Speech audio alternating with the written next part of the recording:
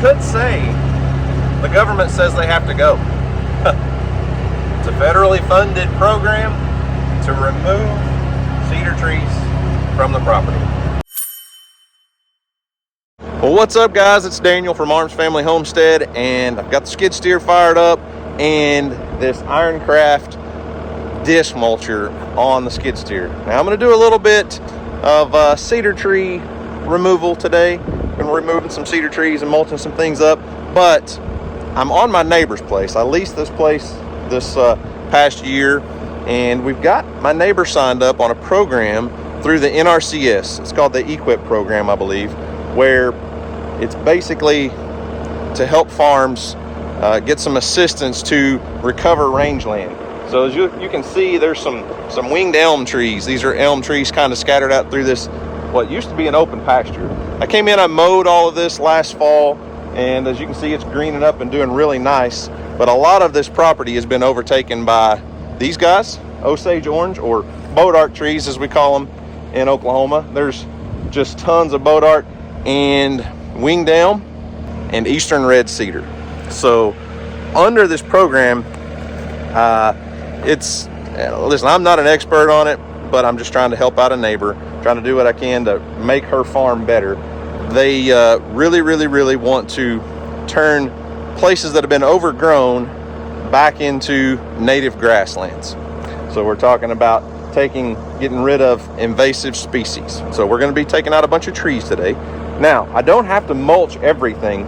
So we're on this program is on a 3-year plan, which we can get it completed sooner, but it just can't, I have certain marks I have to hit over time. So instead of mulching every single tree, I can actually come in here, cut them down, bring the grapple back in, stack them, because year one has a plan to remove so many acres of cedar, winged elm, Osage orange, and then year two is really kind of into the thicker, heavier areas. But year three, we're going to do a controlled burn. We've already got the controlled burn plan written for 2026. Isn't that crazy? But I've got a lot of guidelines I have to follow and meet. But today we're just going to start in this little field here. I've already done a lot of work around some of the pecan trees and stuff. I had to hold off, had to stop what I was doing because we weren't fully completed through the program and approved. So I'm going to get started and do some work. So to start with, we're going to be using this Ironcraft Attachments disc mulcher. You guys have seen this thing multiple times on the channel, but it has mulching teeth on top, on the bottom. It's a little different than a drum mulcher that a lot of you may be familiar with. A drum mulcher, is a big long drum that runs this way, and it will get a lot finer mulch. This thing is really good at just cutting trees down and busting them up. They just suck into that and explode. These are a little bit big. We could mulch a little bit of it and then just stack and pile these elm trees up and make a brush pile to burn during a controlled burn. So let's get after it.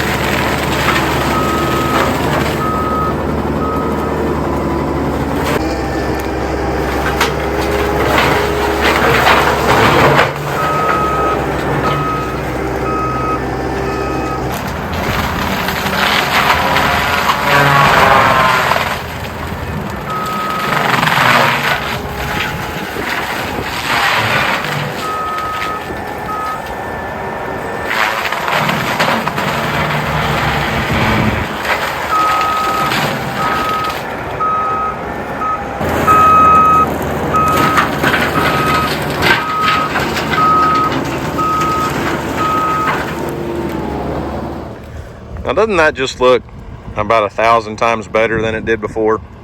And you think about it, this is a mature pecan tree that no one's cleaned up around in probably a decade or more, and it's a great tree. But when you allow this huge, probably 100-foot ring, you know, from here to there straight across, that's a lot of grazing land you're losing when you allow that 100-foot ring to overgrow like that. Now, I know a lot of people are going to say, man, all those elms you've been cutting are going to resprout and regrow, and that's probably true, but that's part of the maintenance thing. A lot of those that I just cut and laid down, we could come back and spray the stump and kill them, no problem at all. But a cedar tree is different. When you cut a cedar tree off at below the bottom limb, it will never resprout and regrow. So there is a stump right here. I could clean it up a little bit better if I wanted to, but as long as you cut that cedar tree below the bottom limb, it'll never resprout and regrow. Now, I've cleaned up around a few of these trees, you know, like last fall and stuff. That one right there I haven't got to yet. This one I cleaned up around. I left the cedar trees because that was when my NRCS agent basically said, hey, you need to leave all the cedars until we can come in and do our survey. So let's go take a look at what's resprouting and regrowing from last fall. So there's a couple different options. You can come in and spray a herbicide and knock those down, but this is buckbrush, so that's not really even a tree. That's just little buckbrush sprouts. Some of these, let's see, some of these may be little trees, but that's not an elm. That's not an elm resprouting. I'm looking for some stobs. Somebody did a good job knocking the stumps down to the ground, huh? So here's some stobs from last year. Those are not doing anything at all, but a lot of this will resprout. I'm not going to deny that. We'll either have to come in here, spray with a herbicide to knock down the resprouts, regrowth, or hit it, you know, with a mechanical removal. The brush hog, I've got that Rhino flex wing mower. We can come in and mow around the trees, and that's why I'm trying to clean up around them. So once it's done, it's easy to maintain. And doesn't that just look much prettier than that or that? And this disc mulcher is one heck of a tool. My skid steer is a 75 horsepower skid steer track loader, compact track loader, just for general purposes. We always call it a skid steer, but it's a 75 horsepower high flow made by New Holland. Would probably be better suited if I had like a 95 horsepower, a little more flow, a little more power, because when I run this in high flow, it does tend to bog the machine down just a little bit, but it handles it, and it's an incredible machine. And like I said, it doesn't make like a super fine mulch. It just chops everything up in bigger pieces than like a drum mulcher would. It's not going to make mulch like what you would get, you know, bagged in at Lowe's or Home Depot or something. Not that kind of mulch, but still will serve the same purpose in mulch around this tree. And removing all this will, you know, improve pasture. That's what we're doing.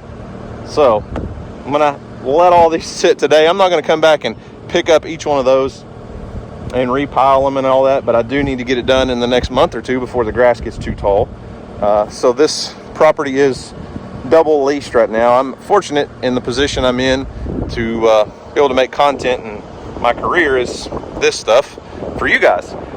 But the property is still leased to a friend of mine who runs cattle on here. He pulled all his cattle off over the winter, so the grass is recuperating a little bit, but this place has been severely overgrazed. It's severely overgrown with cedar and elm and a lot of different things. So we're doing what we can to help a neighbor and improve some ground.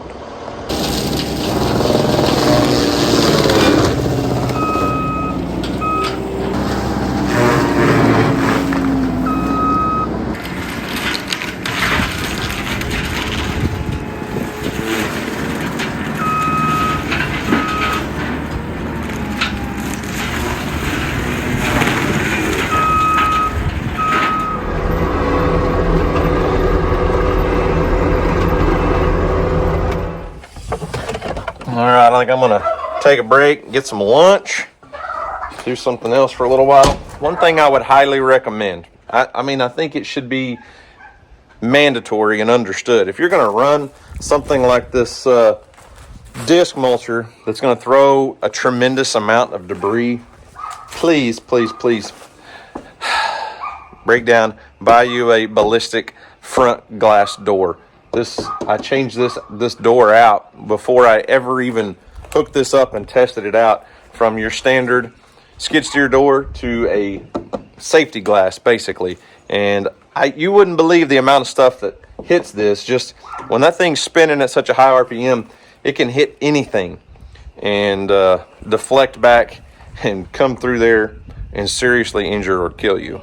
And it's just not worth it. Spend the money, get you a good safety glass. If you need help with that, let me know. Send me an email, leave a comment, something. We'll get you sent to the right place to find you a safety glass.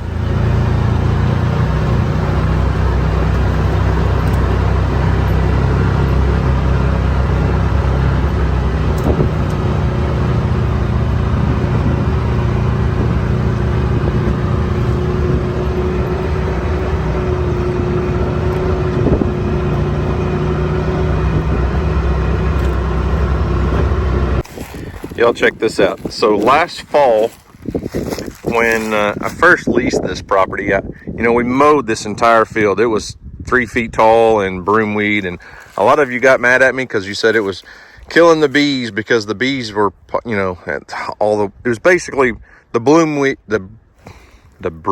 was in bloom.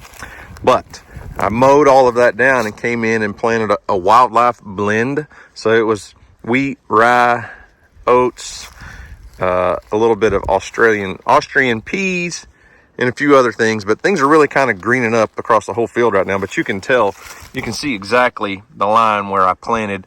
I used that Woods precision cedar and put out, I don't know, maybe 150 pounds of seed just to see, how it would grow and what it would do over here. And you can see exactly this stuff is, some of it's getting to be about a foot tall, and the deer fed on it all winter long. It was green, but really short. It never got very tall. But this was just seeded directly into the existing ground the way it was. No disking or tilling or anything like that. And you can definitely see it's doing pretty good. But obviously it'll all get grazed down by the cows when he brings them back over here. But it's pretty cool to see. I mean, there's a definite line of where I stopped planting, and the whole no-till aspect of things I really like. I wasn't sure how this was going to do, because we used that cedar and went right into all of the duff and all that stuff. There was all of this on the ground, and I was afraid we weren't going to get a good stand, but it did pretty good.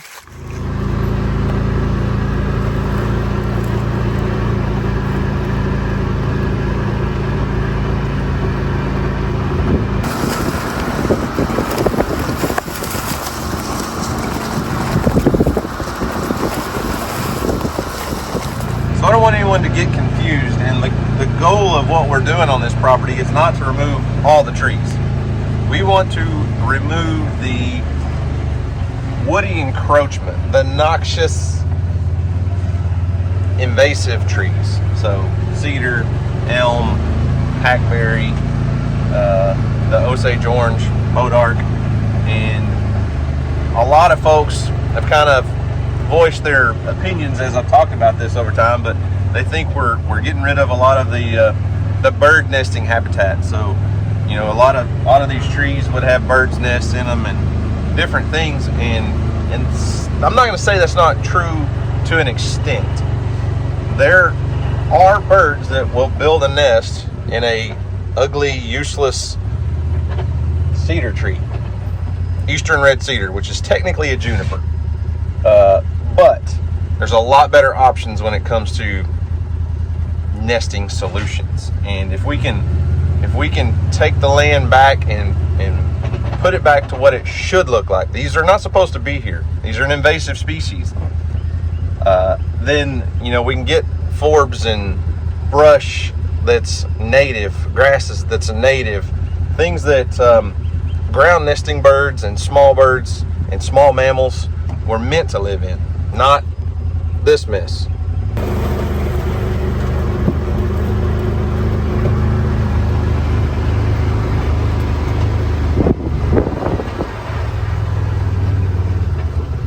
So if you sign up for this program or one similar, basically your local NRCS agent or whoever you work with is going to come out and they're going to do some maps of your property, take some surveys, and basically kind of come up with a game plan of what you need to do.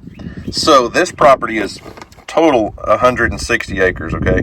So we're not doing the entire 160, but we're doing a lot of it. Here's where I was working earlier today.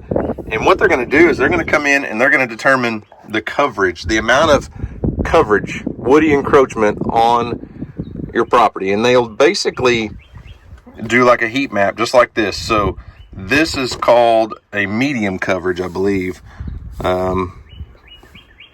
This is 31 to 50% coverage. So there's 24 acres that is in that 31 to 50% coverage. The dark blue brush management plan is 51%, greater than 51%, approximately 45 acres, which doesn't really make sense. That says 112, but maybe I'd do some more figuring here because that doesn't make sense to me, but this may be by year. So it's broken down by year. I can do, you know, certain portions one year, certain portions the next year, and then on the third year, the game plan is to have a 18-foot wide fire break all the way around. So the area I'm in right now is the, you know, this medium coverage area. So let me get out here and kind of show you what I'm talking about. It's not completely covered in cedar, but it is being completely overtaken, and within a few years would be a total mess. And this used to be, not too long ago, used to be a wide open field and was pretty and maintained and was good for grazing, good for cattle, good for wildlife. But the way these cedars grow, they turn into just a big giant bush, and then you get one and another and another and another, and they choke out everything underneath them. I've talked about this plenty of times. You guys know this. There is no grass growing under that tree, and every one of these are sucking water out of the ground. They're catching rainwater. Yes, maybe there might be a bird's nest or two in one of them, you know, here and there, but it's not a food source for our wildlife, really. And these, well, it's not a good food source, put it that way. But birds do eat these cedar berries, and then, you know, find a fence line, land on a fence. I'll just go show you. They just destroy fence lines because the bird eats the seeds. It goes through the bird, pops out the other end, and you lose your fence. Okay, here's a perfect example. So this is a decent 5-wire barbed wire fence. And if you're not maintaining your fence lines and clearing these little small cedars out as they sprout up, you know, these are probably 4 or 5 years old, maybe less. Somebody did not come through here with their limb loppers and, you know, take those out. And what you end up with is a mess like this, where you completely lose your fence. You know, if something happens to your fence, if a cow goes through it or something, you can't even get in there to mend the fence. And those are probably 12, 15 years old, maybe something like that, 20 foot tall. But they have basically taken that fence row completely over, and just the amount of work it would take to recover this fence without completely tearing it out is just insane.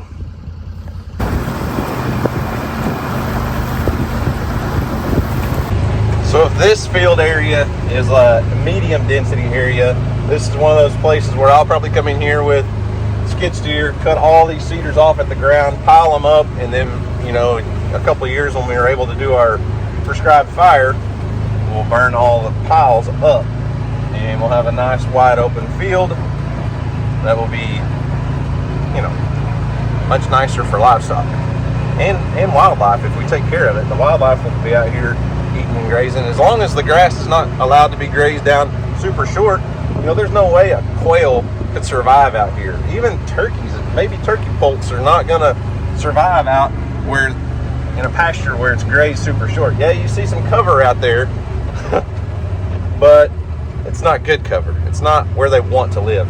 So let's go look at some high density area.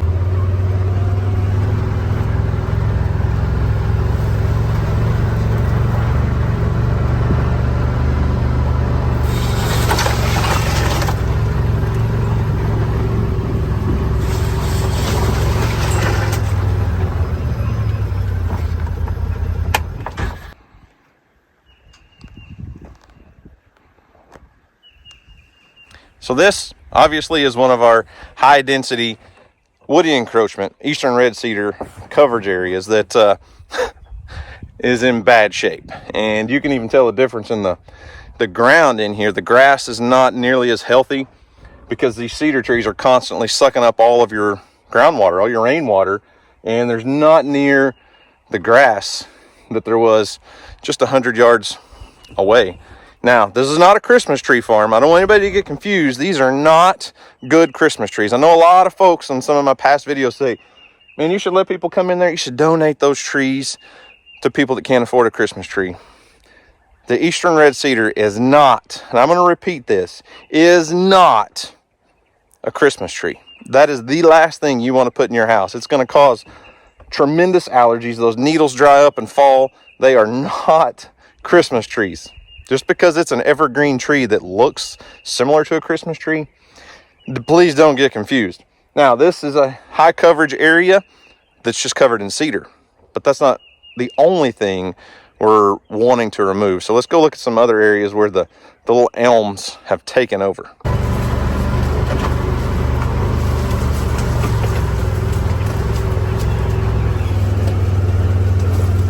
Need to be out here looking for morel mushrooms. I'm kind of looking as I drive.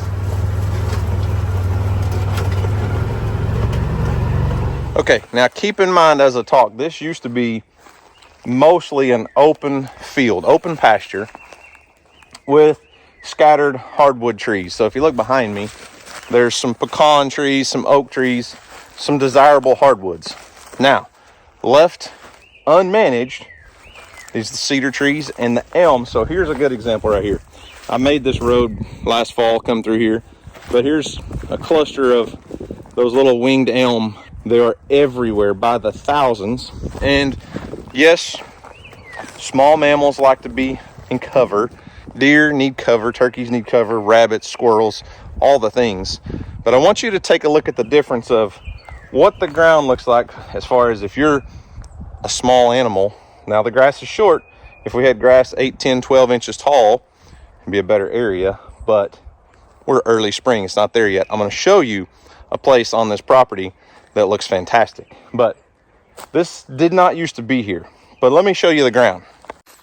So areas where sunlight's allowed to hit, obviously you're going to get a variety of different grasses and broadleaves and different weeds and things that wildlife, cattle, livestock, whatever, can eat, graze on, forage through. Now let's look at the edge right here where these elms have taken over. There's no food whatsoever. So if we're talking about feeding livestock or if we're talking about feeding wildlife, there's nothing there. I mean, they may come through and hit a few leaves off of some of these, but there's nothing there for a deer. And I can promise you, a deer is not going to purposefully walk through that. They're going to take the open, easy route. But now there are some places, you know, there's things that you want to leave for wildlife and things, but look at the difference. It's all growing nice and green and pretty where the sun hits the ground, and then where the sun is not allowed to hit the ground, nothing there. I don't know, maybe I'm preaching to the choir. I just basing this off of some of the comments I've had in the past. A lot of folks don't understand this is not supposed to look like this. We live in the on the edge of the Great Plains, Dusty always says it's the cross timbers region, which it is, but that means oaks and hardwoods, not this junk. So the program that I got my neighbor signed up on and approved for is, I looked like there was traffic coming. Did you see that? I'm like, look left, look right. It's like a cost share program. Now I'm going to be doing a lot of the work to make these improvements, but the difference in like the medium density areas and the high density areas is how much that grant pays per acre. And right now her high density areas, they're paying right around $300 an acre, I believe. And the medium density areas, I think I'd have to go through all the paperwork and look, but like $160 or $180 per acre. So there is some help out there. If you buy a farm, if you're out looking for land to purchase and it's all overgrown in cedar and elm and brush and looks like a useless farm, just know that there are programs out there to help farmers to recover the land that used to be grazable.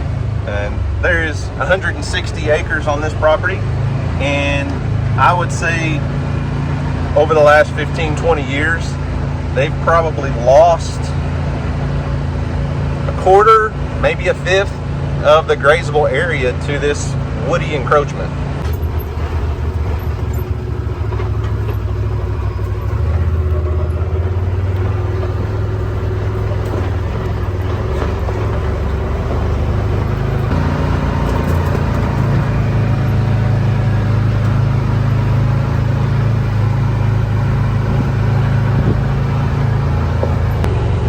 So I told you I was going to show you a different area on this property, and you guys have seen this field quite a bit. This is where Houston and we trapped a coyote here. I think we trapped 2 coyotes here, and there was one of them was the mangy coyote. But you can see a tremendous difference in the grass here. Some of these areas of this farm are very fertile and can support a ton of livestock, but obviously not all of it right now. Now this is not a big area. This is maybe 1 acre. And I will say, it's right next to the barn, and historically you can see they fed hay in this area over the years, and the guy that leases it, probably has been doing that for the last several years. So you're adding a lot of nutrients to the soil here. But just look at the difference. This was not a food plot. This was not planted by any machine. Nobody put seed out here, at least not intentionally. And this stuff is well over a foot tall. It's probably ryegrass and a few other things. But if you'll look, there's a ton of clover in here. So clover's is gonna add nitrogen back into the soil. But it's a very, very desirable crop for livestock and wildlife. And it's just everywhere. I mean, look at the clover here.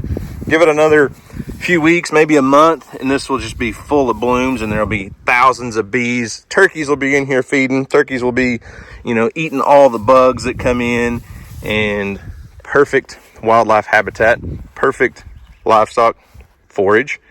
And I have a game camera on that tree right there. And there's always deer in this field, always, every day, even without feeding, corn or anything. There's deer in this field all the time.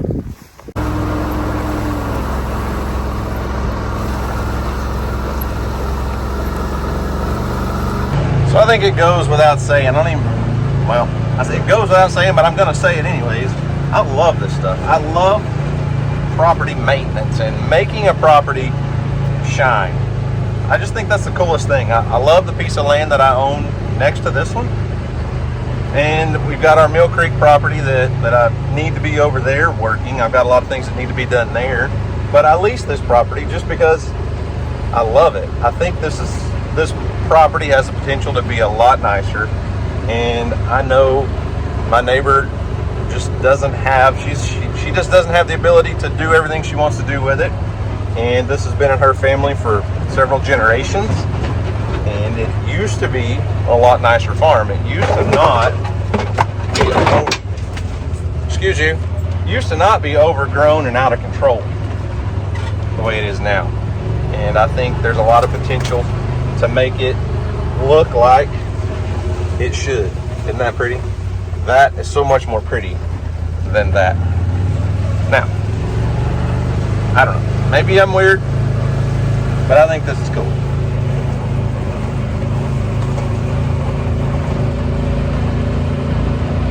So, I guess you could say the government says they have to go.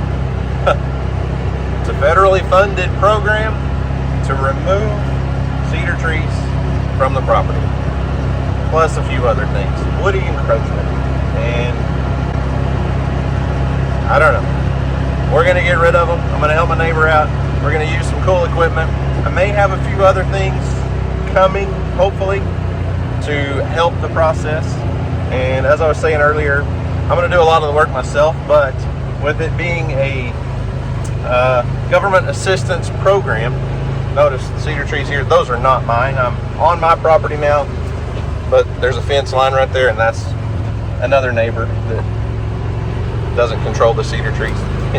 Anyways, since it is a government assistance program and she's getting paid so much per acre for us to clean up the property, remove, you know, cedars and elms and all that stuff, I probably will be hiring some of this out, because there's a lot. I mean, you saw on the heat map here, there's 115 acres of high density coverage, and there's only so many hours in the day, so I'll probably be hiring another company with a big forestry mulcher if I can find somebody local, maybe a bulldozer to get a dozer in there and do some cleaning and make some piles, and you know, hopefully within another year the property will look a lot different.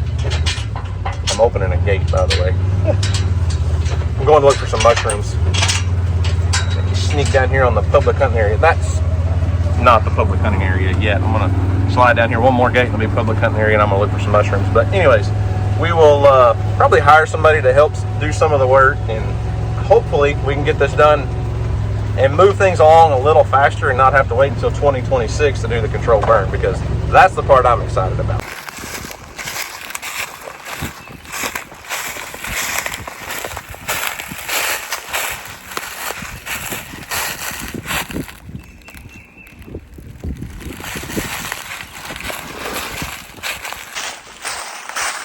We got a few historic honey hole sites, I guess you'd say, where I find morel mushrooms.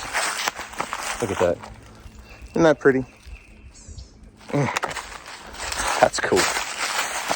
Got a few places along the creek that historically have always had morel mushrooms.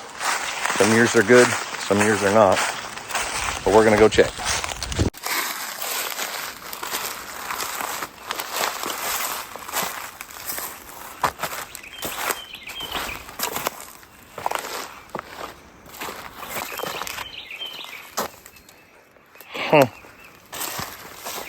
Well, this little low spot has typically always been a mushroom hotspot.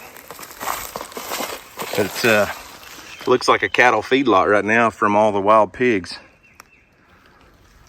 I'm not going to find mushrooms in that. I'm sure they would eat them if they found them first.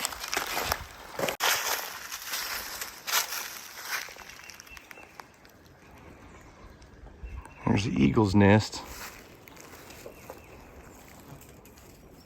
I don't see an eagle up there right now, though.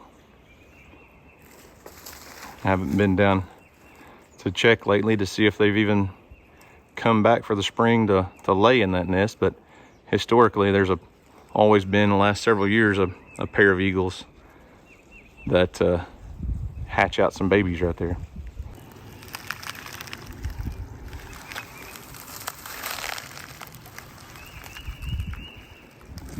Look at all the pig damage.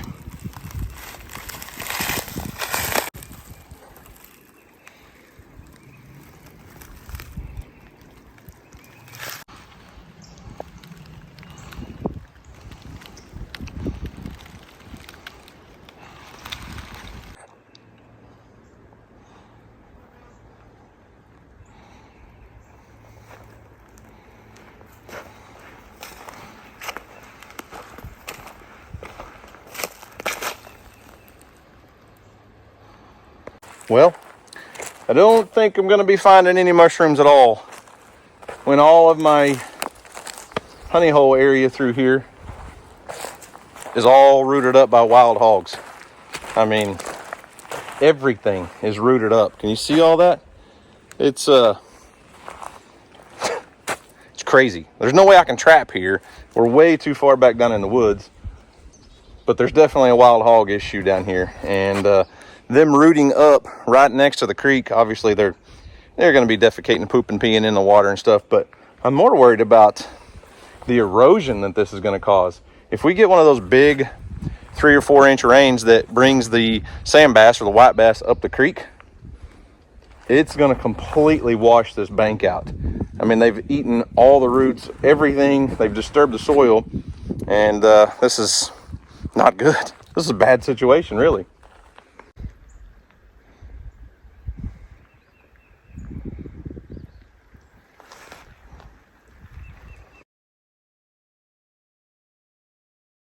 Appreciate y'all so much. Guys, we can't wait to see y'all on the next one. Make sure you find a way to make somebody around you smile today. You never know. It might just change the world. We'll see y'all soon.